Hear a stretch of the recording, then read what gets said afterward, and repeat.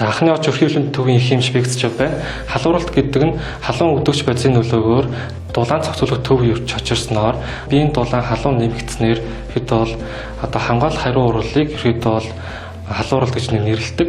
За халууралт нь за хэд бол дэлхийн эрүүл мэндийн байгууллагаар бол 37.5-аас дээш градусаас дээш бол халууралт гэсэн тодорхойлолтыг авч үздэг. За 38.5 градусаас дээш бол өндөр халууралт гэж үздэг байгаа.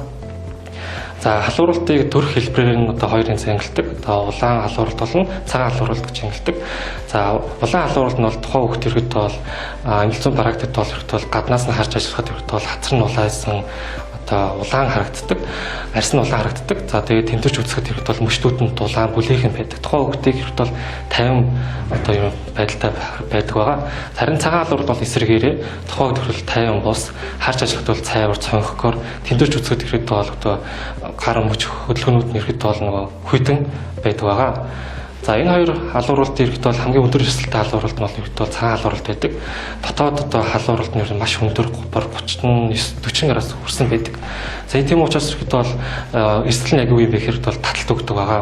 Гэр нөхцөлтэй ирэхэд бол халууралтыг за тухайн одоо ээж аав нар бол одоо 3-4 цагийн татамжтай юм бол халууныг үзэж байх шаардлагатай. За 38 градусаас дээш хүрсэн бол одоо эмнэлэгт хандах шаардлагатай. 37.5-аас 38 градусын хооронд төрний хэлбэлцчихвэл за ихэд бол механик аргаар буулгах боломжтой байдаг.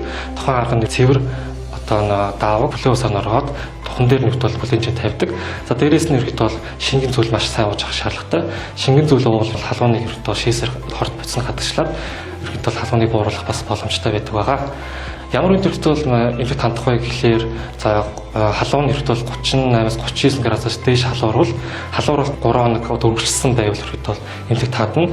За дээрээс ихэд бол өндөр эсэлтэй буюу жирэмсэн, өндөр настан за 0-оос одоо 2 насны хүүхдүүд энэ хүүхднээс бол ихэд бол эмнэлэгт хандах шаардлагатай байдаг байгаа.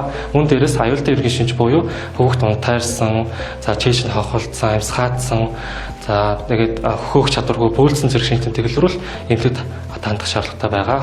За халуураад байгаа хүүхдэд бол за сахарын холилцтой янз бүрийн тийм чихэр ундаа ирэхэд бол хэрэглэхгүй.